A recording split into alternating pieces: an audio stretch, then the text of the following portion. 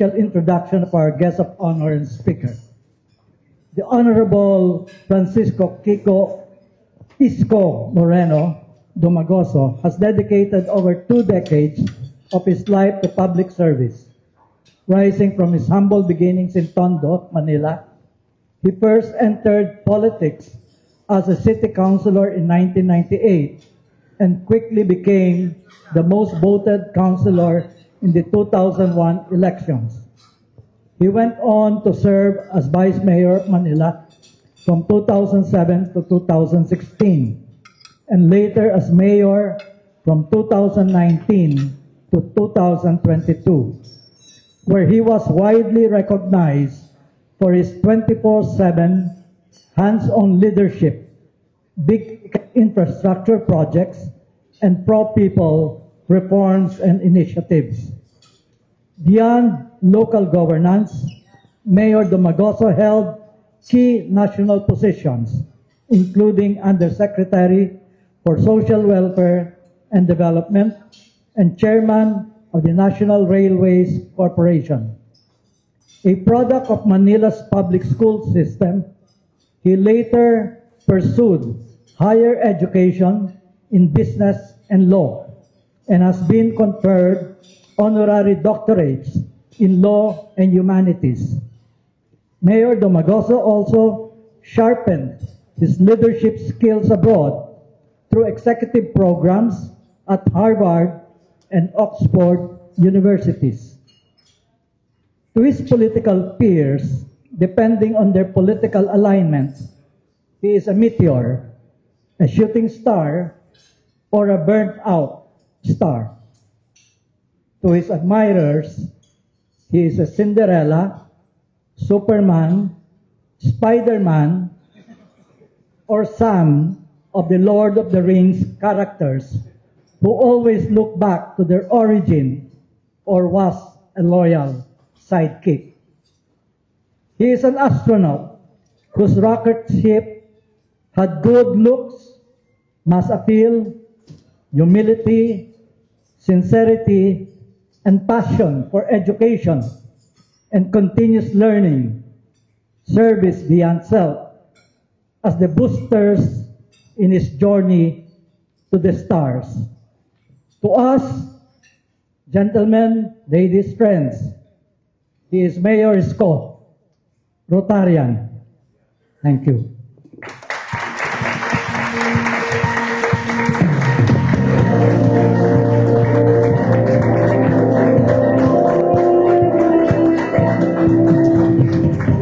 Opo po kayo. Thank you, thank you.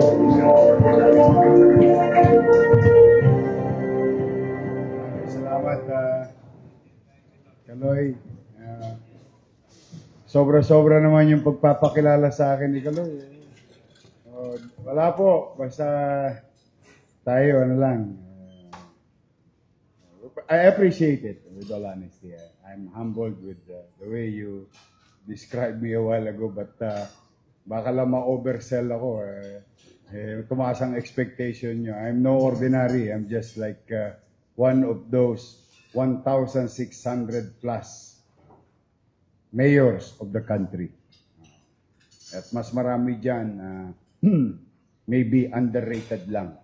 Dahil hindi napapansin. Mas magaling po sa atin. But today, thank you very much. Aloy. Thank you for me. At sa atin pong minamahal na 24 oras ko rin halos nakakasama noong panahon ng pandemya. I beg the indulgence of our foreign guests.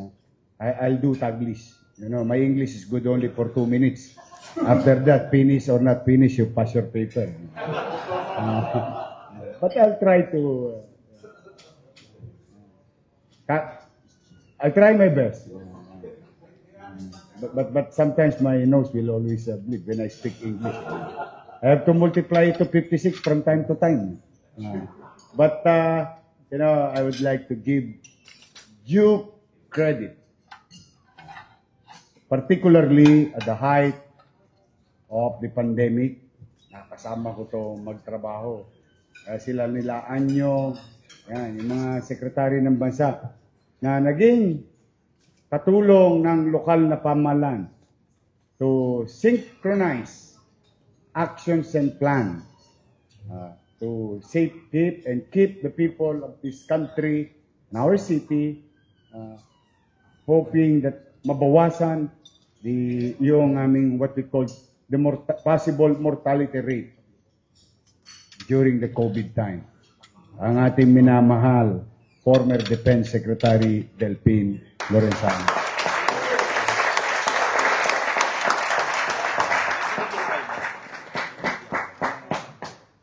Kasama ko napupuyat yan. May barbershop sa gabi sa Malacanang. Gising lahat.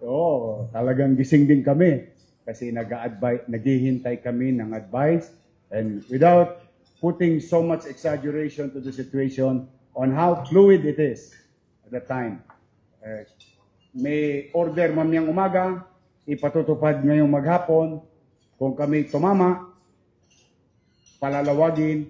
Pag kami mali sa gabi, may bagong order ulit or direktiba because there is no playbook that we can find to address COVID-19 pandemic in our country. But I'm happy, salamat sa Diyos, nanonood at nakikinig kayo sa akin ngayon, buhay tayong lahat, nakaraos tayo. So, our President of Rotary Club Manila, Attorney Raul Creencia, and fellow guests in the presidential table and officers, mano pa yung aming isa sa magaling na mayor ng Maynila, Mayor Ramon Bagaching. Andiyan dyan po si Sir Bal, ang ating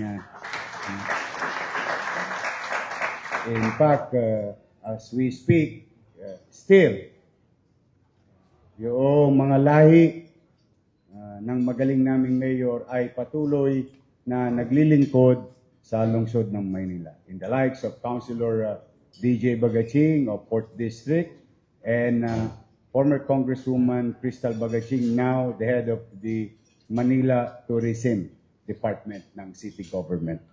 And of course, ang magaling na naging governor ng Bulacan, PDG Obet Pagdanganan.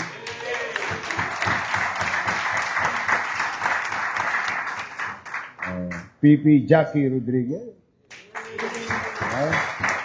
Yung mga kasama mo, pwedeng sumali pa sa tanghalan ng kampyon. Meron kasi naalala ko noong dekada 80, may portion sa tanghalan ng kampyon. Yung pwede pa kami portion. At aming isang nakasamang tumulong sa amin noong pandemya. Personal niyang pera. Pinagkatiwala niya sa lungsod. Isa rin ating magaling na Rotarian, PP Hermes Guerra.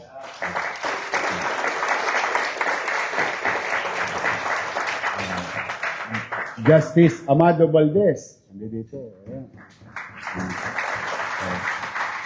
PDG Vince Carlos. PDG Alex Cureg. PDG Bill Biddle. I hope I pronounce your name properly. Kasi susunod dito sa kanto, budol ang pag... alam mo kami naman sa Tondo, di ba? Mga tolonggas din kami minsan. But I'm really afraid to... I hope I pronounce it correctly. And meron ako dyan isang kasama, taga-Tondo rin. Kusyal din po natin, who grew up like me. But, he's been serving the City Council for 9 years. And I'm happy and proud of him, Councilor Awi Sia.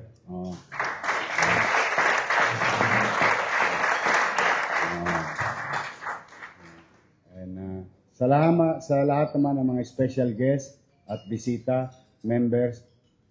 Magandang tanghali po sa inyong lahat. At sa ating may birthday na bagong tuli.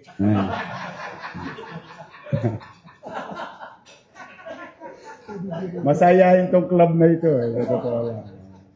But to our ladies, I hope you don't mind. No offense, ayoko po maka-open. But sometimes kami may mga lengguwahe kami lang nagkakaintindihan. But let me begin and I hope pagpapasensyahan nyo, gagawin kong report card ang araw na ito para sa inyo. Dala ng marami naman sa inyo dito, one way or another, as a story to tell or experience with the city of Manila. At marami rin sa inyo dito, naghahanap buhay sa Maynila. So I would rather take this as an opportunity for me to report to you at the very least on what transpired for the past 2 weeks in the city of Manila nung ako'y mag-assume ng ating bagong mandato, the overwhelming mandate given to me by the people of Manila. And I'm grateful for it. But usually, when you assume the office of the mayor, or particularly mayor of Manila, you will feel that you're on top of the mountain. Just imagine, you are the mayor of the capital of the country. Diba? Talagang ano yan, ano ka yan, nasa purgatorio. Malapit ka na sa langit. Sort of saying, yan ang normal mong nararamdaman. Like, what the line in Frank Sinatra's song that most of you here like to sing in the bathroom. I am the king of the hill, top of the heap. Sabi nga. But only to realize that I was standing on a heap of trash and mountain of death. Yes, it's true. Anyway, wala namang halalan ngayon. So, setting aside politics, stating facts, and I, for one, is a believer, personal belief, that by accepting that there is a problem, you just started solving it. Yun ang unang solusyon ng pagresolba ng problema. Yung tanggapin mong at wag mong ikubli at ilagay ang alikabok sa ilalim ng alfombra. You are now starting to solve the problem. So, today, you'll not feel that we're gonna point finger, but just stating facts. Because some of you, may magbubukas pang 7 tindahan sa Maynila ngayong taon na ito. So, I better say, let's call spade a spade, and let's move on with our lives. In other words, a broom is a figure of speech that enlivens inaugural speech. Katulad ng nasabi ko na. Ginagamit bilang palamuti ng isang talumpati. Halimbawa na, wawalisin ko ang walang silbing program. In my case, I have to literally will one sweep away the trash, choking the streets of the city we love.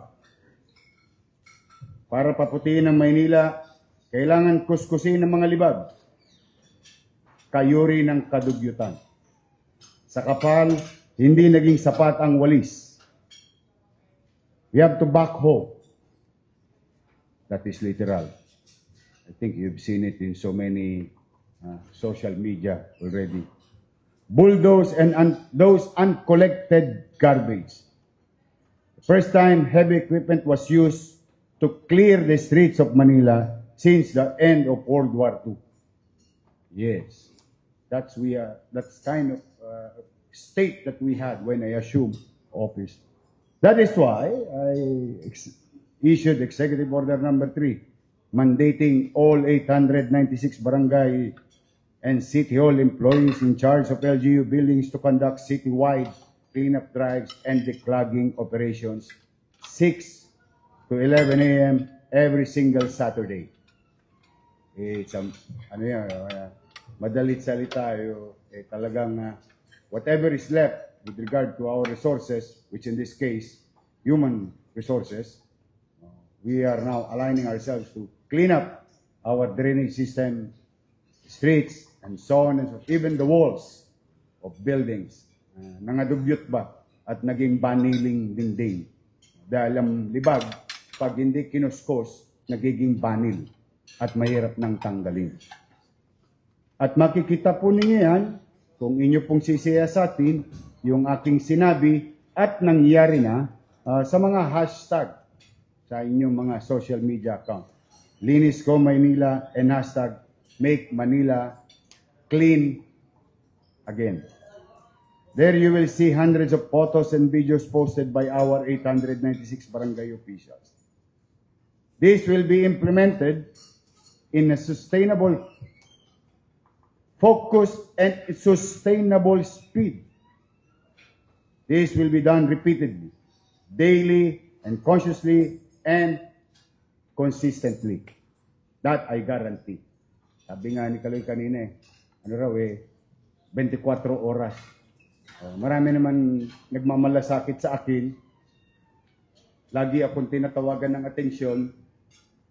Kaya sabi sa akin sa Facebook ko, Yorme, matulog ka naman. Ang sagot ko, huwag niyong pinoproblema yung walang tulog. Ang mahirap yung walang gising.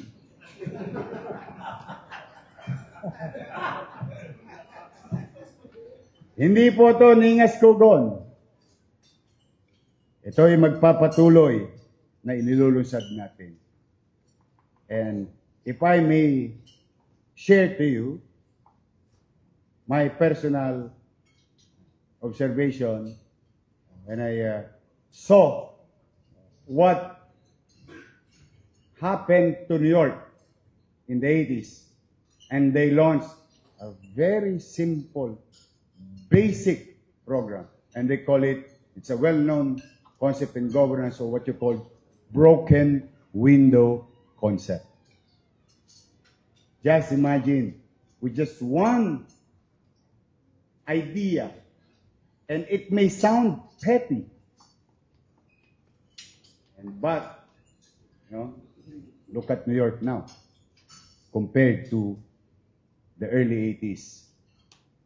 So, kaya po ipagpapatuloy natin yan. They are not passing fancies nor a fad. They are operating systems that will make Manila great again. Ano man yan, uulit-ulitin ko. Araw-arawin ko.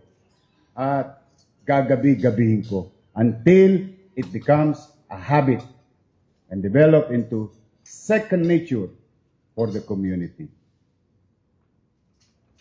Sa mga nag-yoga, makaka-relate sa akin dito. Iniba ko lang ng konti. Wash, rinse, repeat. Wash, rinse, repeat. Now, let me tell you what we have done in the past 2 weeks. In my first 2 weeks in office, I have organized and presided over 78 meetings. Activities from 12:01 p.m. of June 30, 2020. Conducted 16 site and field inspection, covering activities such as street sweeping, estero decluttering, opening floodgates, and checking the maintenance and operations of our LGU 6 hospital, soon to be, sabi ko nga sa Rotary Club of Manila, maya-maya, pagtapos kong mag-sad story, baka naman. Soon to be 7 hospital in Baseco, Manila.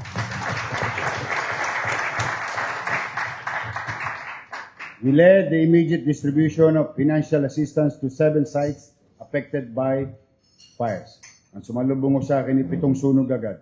We met with Manila Regional Trial Court judges as well as city prosecutors to address their concerns. In my first 2 weeks, I have already convened, would you imagine, twice the local health board, convened twice the local school board, convened twice the City Risk Reduction Management Council, and convene the Manila Police Peace and Order Council. This reflects our priority. Maaliwalas na Maynila, panatag na pamumuhay. Wala pang tosgas. Mura pa. But I think our people deserves those basic, what you call the, sa totoo lang ano nga ito if I may borrow Kaloy's word kanina, elementary of governance. Totoo po yun. Ito po ay hindi lamang bilis kilos na napanood ninyo nung unang term ko. And we will brand this as Yormes 2.0. Kasi doble din ang problema ko ngayon.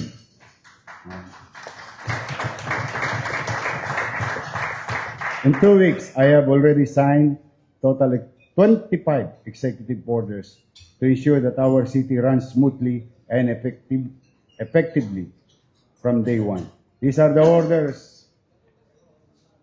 Some restoring the practice of good moral and right conduct for our city officials and employees. Balik elementary kami. Madalit salita para mas maintindihan ng ibang mga nakikinig. Ito po ay tawag natin nung araw, may extra grade, GMRC.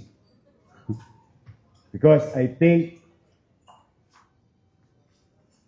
not only government or employees, medyo nakaligtaan na natin yung ipinamana sa ng ating mga nakatatanda. At itinuro naman sa atin sa paaralan.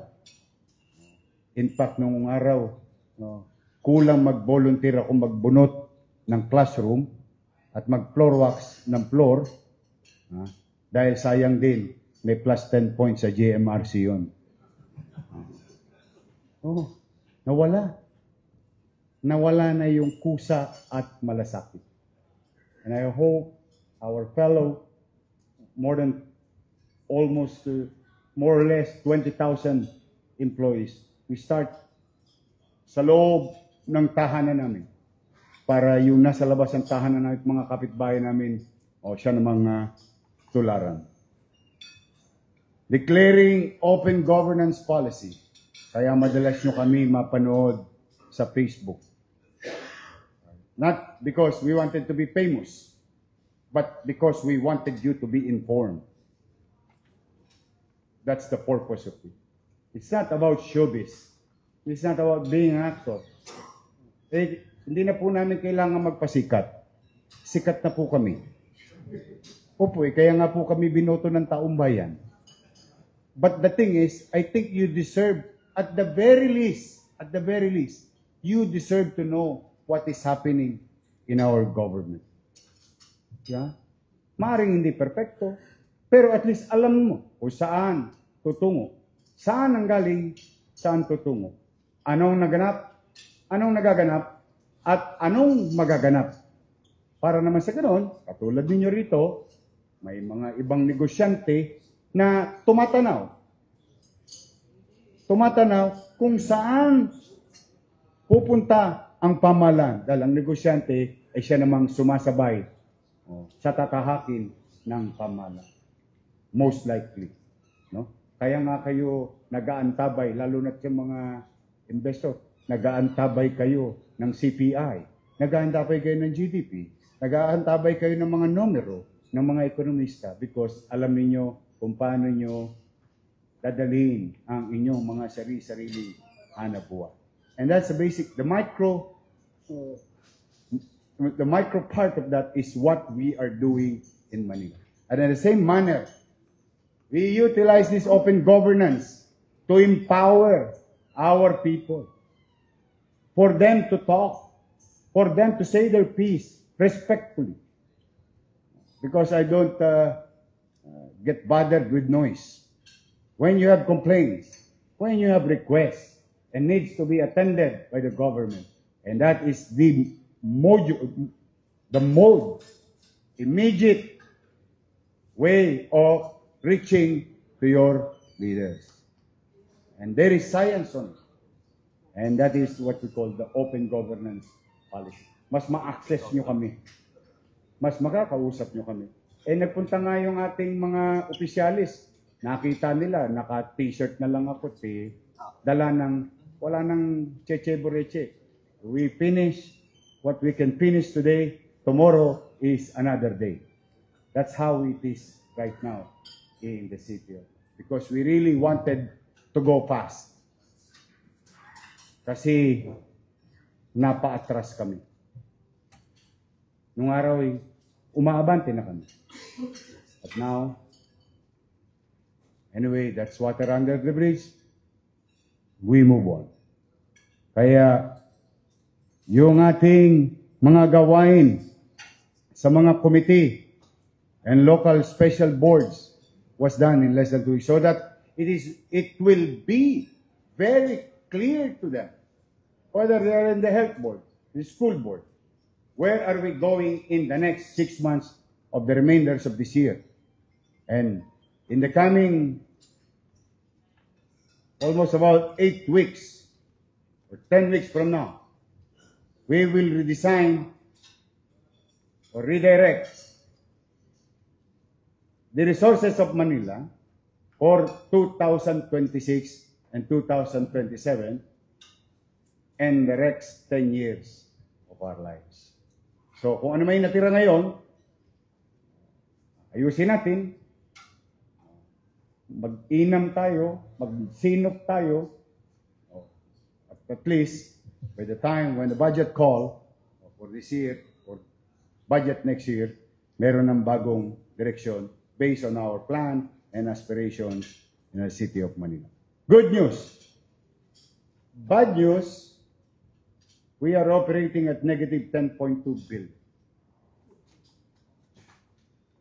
Wala na tayo, huwag na tayo maglagay ng asukal. Huwag na natin patamisin ang mga salita. Sabi ko kanina, tanggapin na natin katotohanan. Price we have to pay. But mind you, hindi maglalala. Sanay ako nang wala. We can operate with nothing. We will continue to govern. But having said that, despite of this lack of or neglect of fiscal management of the past, we will cure and heal this.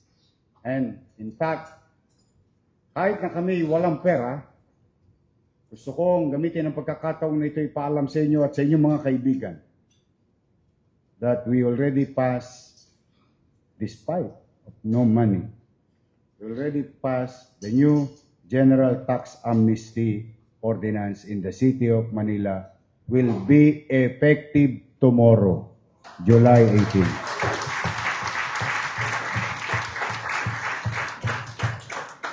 And what would be my reason?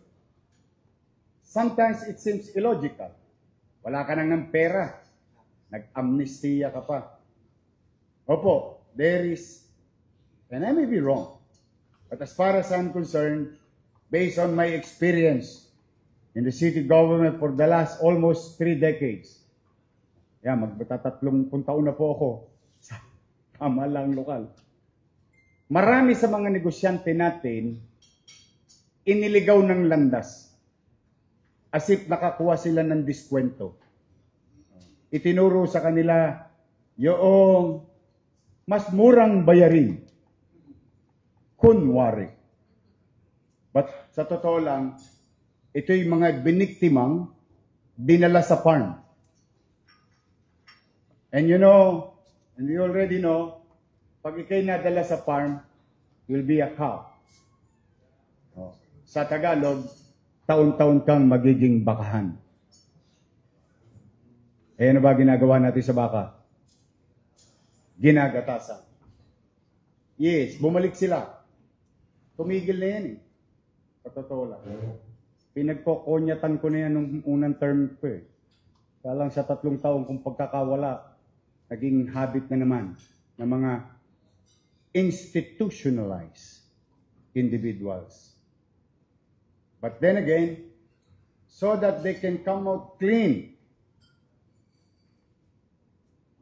and be forgiven, and thereby Free yourself from future harassment by people who harass you and profit from your situation. Bibigyan ko kayo ng pagkakataon na itama na muli at hindi kayo ma-penalize. Kapwa-tawad, sort of saying. Then we move on. Kaya sabihin nyo sa inyong mga mahal sa buhay, kamag-anak, at mga kapwa nagnenegosyo sa Maynila. Ayan na yung mga tulongges. Ayaw mapakinggan yung sasabihin ko. Oh, it's okay. It's okay. But, this is an opportunity for us to start with zero. Because I'm a believer of simple mathematics also. 1,000% times zero is still zero. Kaya maigi nang itama. Pangalawa, this is our message. Also, message sent. And we're sending to each and every one of you na ang pamahalang lungsod ng Maynila ay malawak ang pangunawa at pag-intindi sa mga naghahanap buhay at naninirahan sa ating lungsod ng Maynila.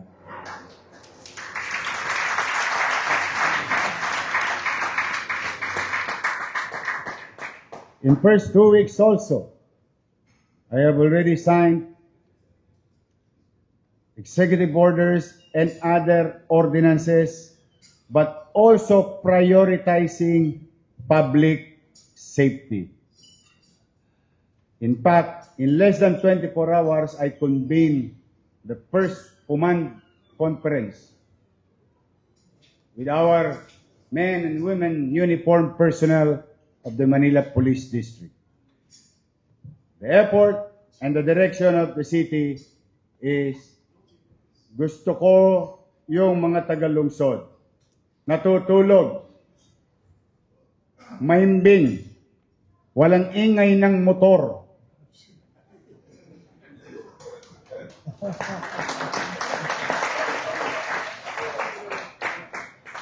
Pagod ka na nga maghapon, nakatayo, nagtitinda eh. Itutulog mo na lang eh. May tulonggis pa sa kalsada.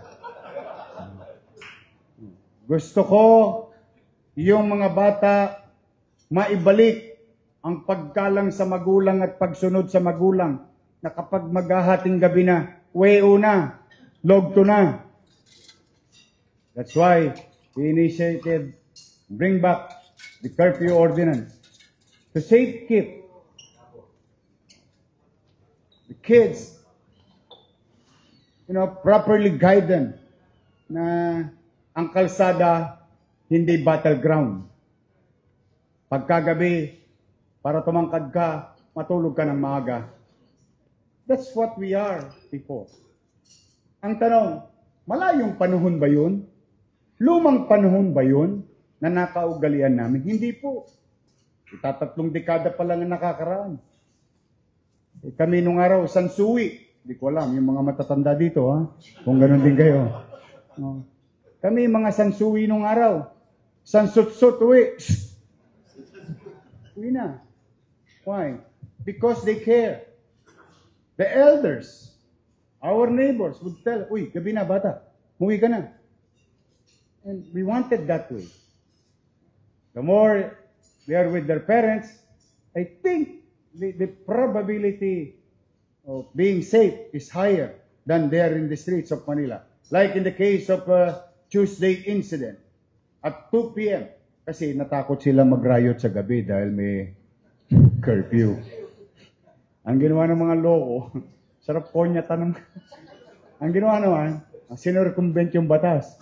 O tanghali tayo mag-riot. Alas 2 ng hapon, nasa Lacson. Nasa plaza.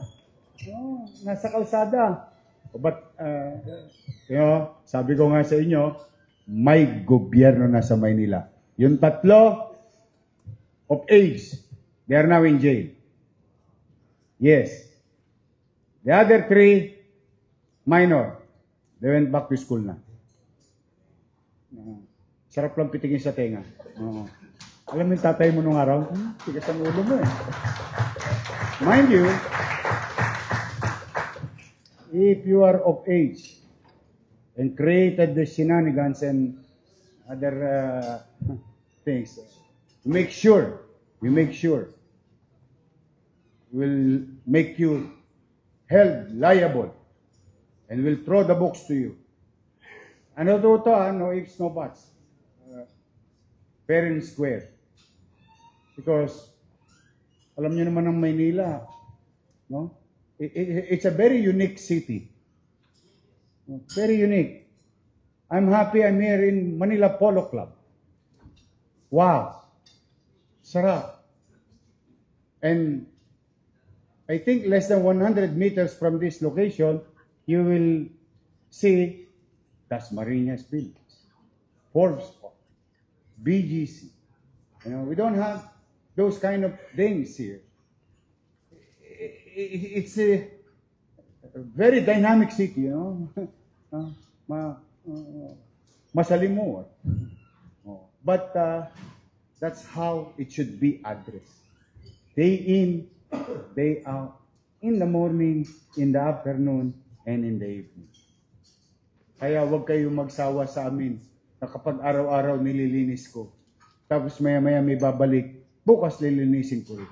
Kasi ang challenge ko sa lahat ng mga empleyado ng gobyerno at pulis, di baling magkakulani tayo sa kilikili, kakaulit at kakaulit. Hayaan mo magkakulani rin sila ng katigasan ng ulo nila. It's either magsawa sila at matuto sila o magsawa tayo, wag na tayo maggobyerno.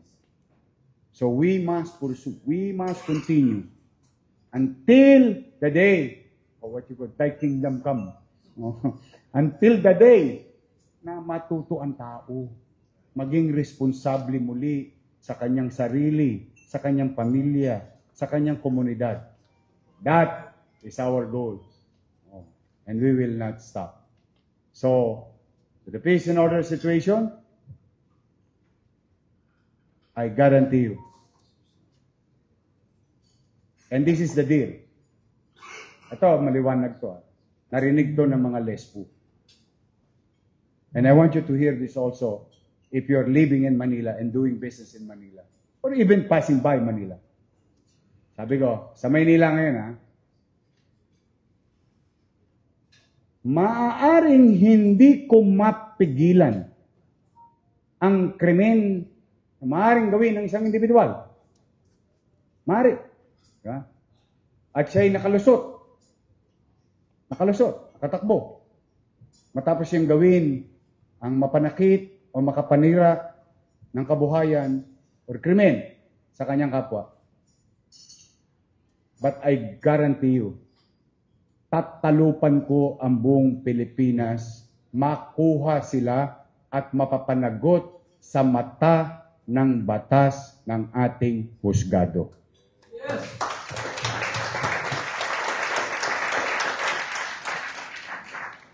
I'm sorry, Mr. Bidel. I hope you understand. In short English form, there is certainty in Manila. That's the gist. Once you commit crimes, damage to property and life in Manila, we may pay na mahinto or mapigilan, maandapan. But, pag ginawa mo, hahabulin ka namin. We will spend all our resources, existing resources, to go after you. And in fact, I'm gonna tell you, in less than 2 weeks, an 18-year case, found guilty of murder, living like a normal person in our society. We apprehended them. Went back to the court, now they're in jail. 35 years, cold case. 35 years, mukha na nga, hindi na nga makilala yung suspect eh. Sa edad. Nahuli natin. And now, he will be sent to Bugo, Bacolod, where the court, no, to take cognizance of the, patay na yung kanyang mga kasamang suspect. Sentensyado yung mga kasama niya. Laya na nga yung iba sa tagal. Naparol na eh. Pero ito, 35 years. Namuhay namuhay ng normal among ourselves, with our kids around. Committed heinous crime in the past. And the recent one, and I think you're very familiar with this. There is an incident last May 18, which I'm not a mayor yet, and it happened to another city. A victim, TNBS victim of, grabe ito, masama yung tsura nitong krimen na ito. And it became cold case when I assumed office. A few days thereafter, the family of the suspects went to me through the airport of Awisia and wanted to surrender. 3 of them in the video, in the audio recording of that victim, the car of that victim. No? Imagining niyo yung pain of the wife and the family, but the body of the suspect is nowhere to be found since May 18. Now, in our own little way, as we commit to the people of Manila and to you guys who will pass by the city of Manila, we'll go after them. And that case was resolved a few days ago by surrendering the 3 suspects and turned over to NBI. And a few, like literally a few hours thereafter, the body of the victim was found in Nueva Ecija, rotting. And I feel bad for the Cabrera family, but I'm happy that the city government is part of, or at least the bridge for them to makuha ang hustisya sa kanilang mahal sa buhay. So, now you see, maliwalas, panatag. And now we are about to confront the fiscal problem of the city. Before I came here, I just went to GSIS. And a few days ago, I went to BIR because we have about 4.4 billion obligation. And GSIS 325 million obligation. And also to Meralco, to Maynilad, to Manila Water, to the internet. Yes. In fact, nagpapasalamat ako sa Meralco, Manila Water, Maynilad. Binigyan po kami, pag-assume ko, 2 days after, binisita po kami ni Judith. Yung Judith. Notice of disconnection. Tatamaan yung aming eskwelahan, pangkolehiyo, hospital, city hall, and some offices. That's, hindi man pwede pagkaila yung si Judith eh. Talagang, may lista. Notice of disconnection. Yeah? But I am fortunate. Sabi ko, ako, laway-laway muna tayo ngayon. Bigyan mo lang ako ng 2 buwan na palugit. Ito, aataduhin ko yan. Bubumbayin ko yan. Sorry, Bala. Bubumbayin ko yan. Hulug-hulugan ko. Yung bang makaraos lang. So, now, I think we are starting to introduce fiscal recovery. Pero malayo pa kami, malayo pa sa katotohanan. I just wanted to share to you the groundworks, the roadway towards addressing this problem. There was an idea before, and it was recognized by PCCI, Bloomberg, ARTA, DTI, when former President Rodrigo Roa Duterte created a directive, very specific directive, ease of doing business. And, I, for one, and so with my colleague, my co-workers in government in Manila, we were one of the few or the first to tumugon. And we created the e-boss. No? In fact, even Arta made it as a parang modelo ba. No? Mangyari, yung Go Manila, where people can pay online without meeting anybody. Now, they're not going to be a victim in the hallway by Pixel. So it's your choice. You go to Manila, fall in line for 7 hours just to pay taxes, or at the fingertips, comfort of your home, with your most valuable time. You just spend 5-7 minutes paying your obligations to the city, your business tax, your familiar, and so on and so forth. Umunlad yun, lumaki yun. Kaya nga ang aming inefficiency, this is the word, inefficiency rate or performance fell at 19% only in terms of target income. Kasi bumuti yung koleksyon. 3 taon lang po ako nawala. We are now at 39%. Yes. 39% na hindi nare-realize. Why? Bumalik po kami sa era ng tira ballpen. Yung mga matatanda rito, alam mo ibig sabihin ng tira ballpen. Alam mo, makapangyarihan yung daliri. Pinatay nila yung e-boss. Hindi nila inoperate. Moving on, we open it. We resume.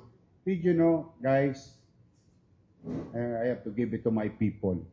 I have to give it to them.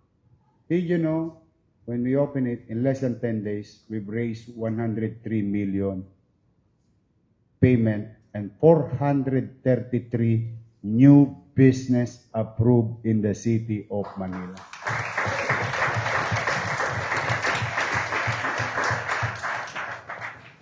So just imagine. Imagine the lost opportunity for the last 1,000 days of our lives. For the past 1,000 days of our lives. If we can do more, if we can do more efficient way on making you feel, and you feel that it's better to do business in Manila. More opportunity there. And the government understand me. The government gives me value. It's our message. You do business in Manila, no harm will come to you. No abuse by our people. Alam mo yung inspection? Alam mo yung mga inspection, di ba? Sanidad. Kararating lang ng sanidad, pinakain mong tanghalian. Mamayang hapon, nandiyan na may electrical, may merienda yun. And before you know it, natapos ang araw, lahat ng tao ng gobyerno nandoon sa iyo. Gumastos ka siguro mga 3,000, chicha pa lang. Hindi ka pa nagpapadulas. These are type of habits that disturb business hour, business people, the transaction. Now, here I am, before you. Pag may gumanyan, ulit, pag kayong mahihiya na abalahin ako. In fact, gusto nyo, gasain nyo ko. I mean, like, metaphorically. You go come and see me. Kasi, ang opisina ko talaga, tumatakbo yan, minsan hanggang gabi. Hindi ko na po yan binubuhat ang bangko ko, yung iba sa inyo rito. No, nakapunta na sa akin ng alas 8, alas 9 ng gabi. May opisina pa ang gobyerno. Because I really wanted to correct things. I cannot give you perfect government. I, for one, is not perfect. Only God, si Jesus lang ang perfect. But I guarantee you, we will create certainty of our rules. We will not change the rules in the middle of the ballgame. We will do consistently on what we believe that make that can make Manila pleasant. Manila is old, but it's a lot of story and history. Ang setback namin, luma kami. Pero yung setback na yan, that disadvantage is our advantage. Why? We have more story to tell. So, while it is true that we are old, but we have history and culture, at the same manner, hindi naman kailangan maging dugyot kami sa Maynila. We can have a pleasant environment that there is law and order and certainty of our rules in Manila. That is our goal. And all other things, maghanap buhay kayo, magiging handa kami, at maluwag namin kayong tinatanggap sa lungsod ng Maynila.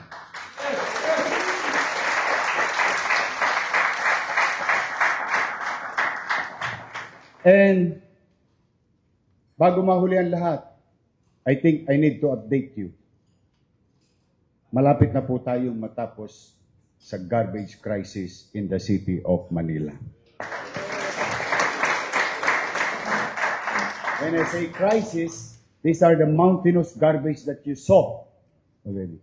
Wala na po tayo sa highway. Wala na po tayo sa avenida. Nasa iskinita na po tayo ngayon. Ibig sabihin, we are about to be finished. We are about to make and bring back the normalization of garbage collection in the city of Manila.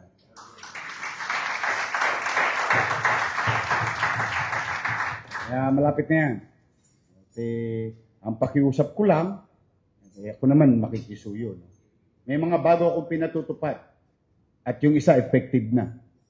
We saw how effective it is. The hours, timeline, a particular geography, you will be told by your barangay official on when to bring out your trashes. Ayan, meron na yun. 380 plus already were informed and seminar and guided by the city government. We still about 500 barangays to go to educate and to tell them to synchronize the garbage operation collection in the city of Manila. Ito lamang naman ang pakiusap ko. Huwag niyo munang ilabas pag wala pa yung oras ninyo. Even in the negosyo. Pero ang garantiya ko naman, hindi ko naman bubulokin yan sa loob ng bahay ninyo.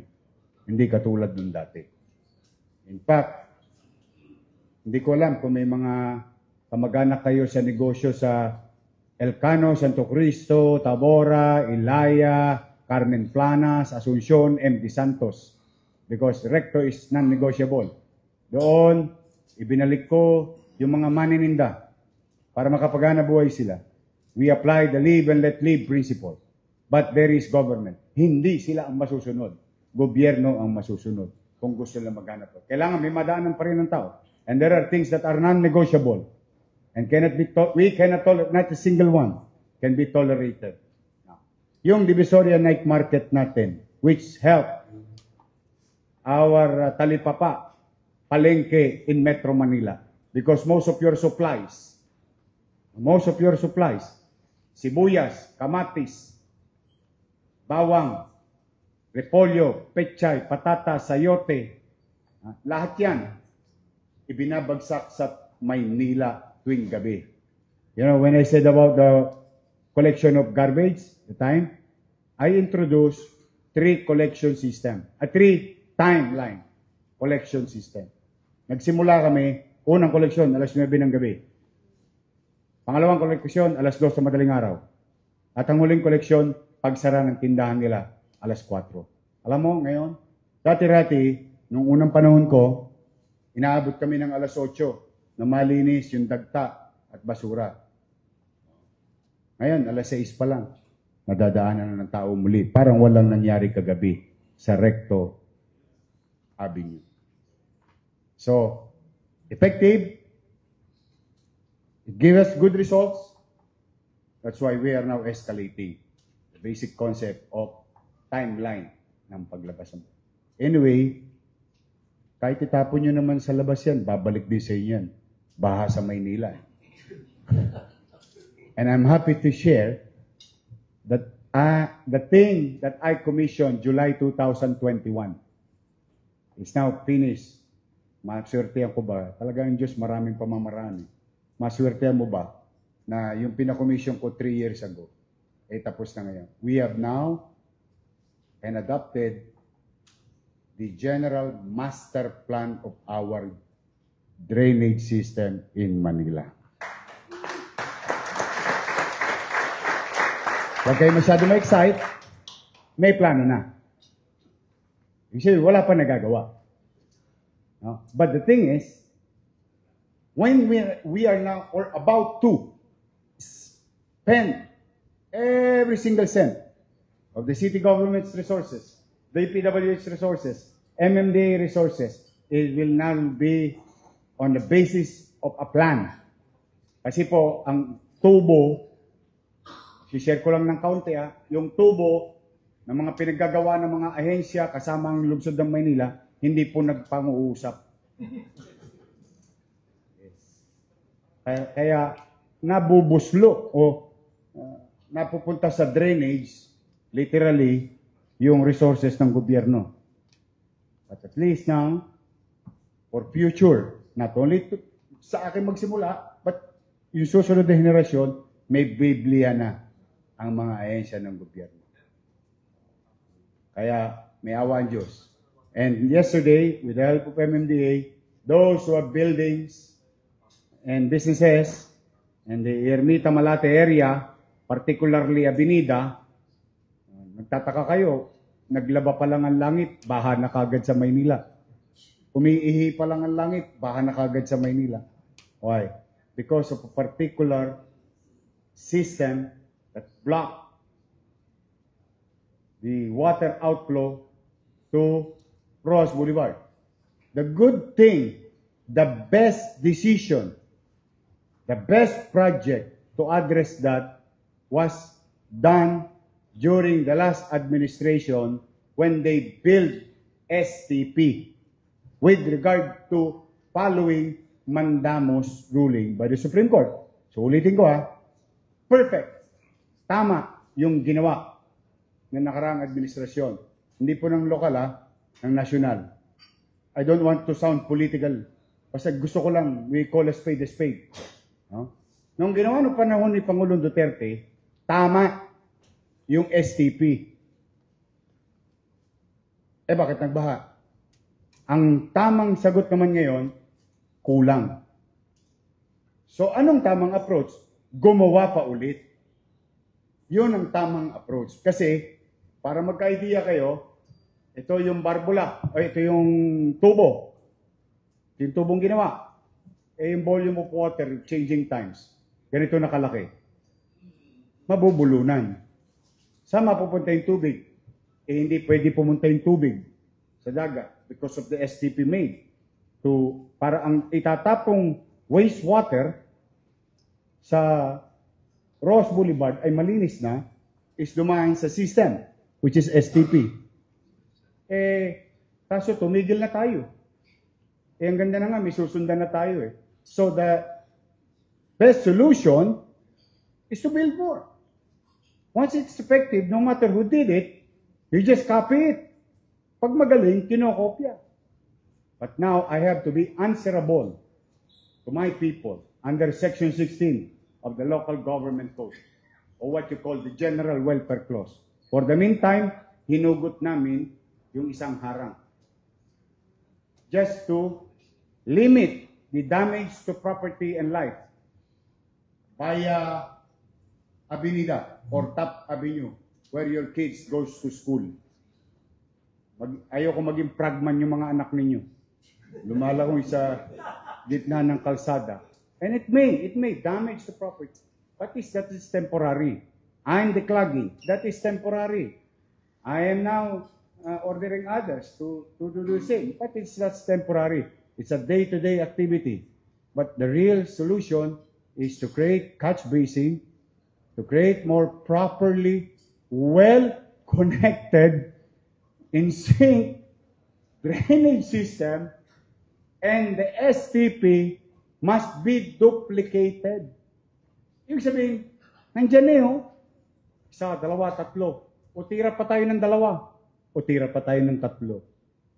Kaya lang, for the meantime, kaya pag may nagbaha ulit, doon sa, kung meron man kayo rito, sabihin nyo kagad sa amin, at sana, pag sinabi nyo sa amin, sabihin nyo din sa amin, humupa ba ng mabilis? When you report it to us. Kung humupa ng mabilis, we are in a good condition. The bad condition is, tapos na ulan, baha pa sa inyo. May problema tayo. Kailangan na nating i-angioplasty yan. Ganun lang po ang nangyayari. But we are into it. I am personally into it. Looking at it as if it's an everyday thing for me as part of my daily action. So, muli, again, fellow Rotarians, thank you very much for your time. I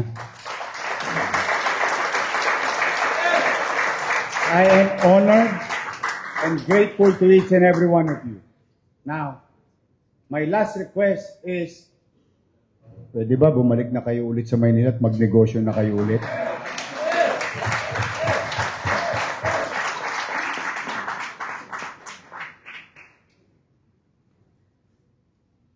MBN.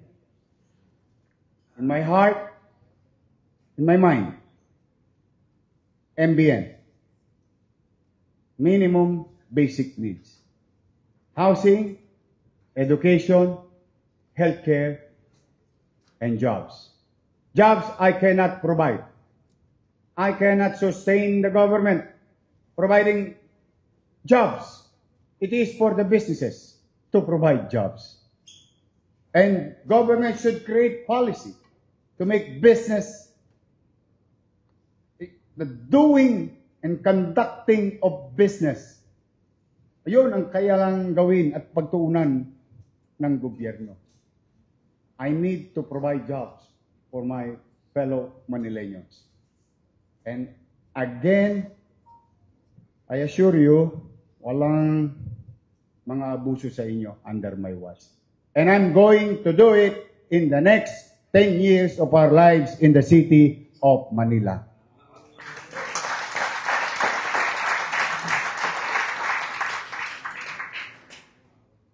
Balik na kayo. Sayang naman. Ha? Pare, yung 7 shop mo, pre-approve na kagad. No. I cannot do it alone. I need your help. Let's come together and let's make Manila great again. Maraming salamat. Pagpalain nawa kayo ng pong may kapal. Manila, God first. Thank you.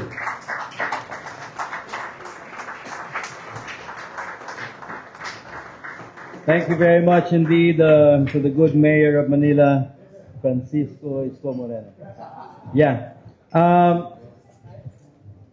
Given our time constraints, may we now proceed directly to the awarding of the Certificate of Appreciation. May we call our program chair, Sec Del Lorenzana, our President Raul Peencia, and Vice President Ricky Guevara. May I read the certificate of appreciation? The certificate of appreciation is presented to the Honorable Francisco Isko Moreno Domagoso, Mayor of the City of Manila. Sa ito. Honorable Speaker, Ano yun? the third monthly meeting of the Rotary Year 2025-2026. Held on Thursday, July 17 of Manila. Kuya, sa kanila. Sa kanila. You know, sa Manila.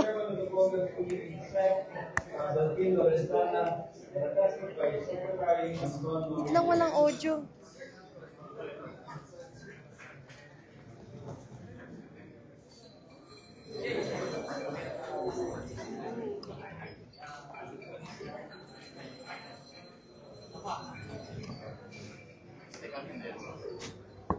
Kung alam ko yung akin yun.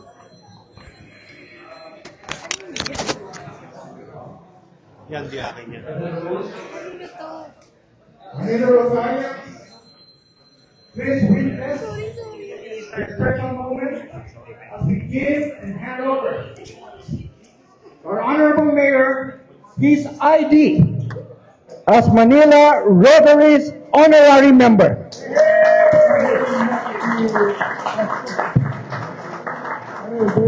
Chair, Bible step, please.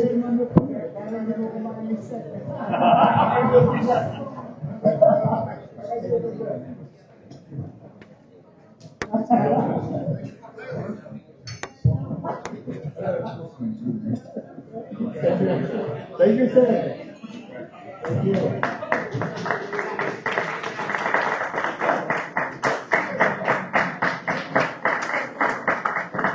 Thank you, thank you. Press roll. Shake the video at sabi doon. Gusto magpapicture kayo na yan. Pwede, pakisabi.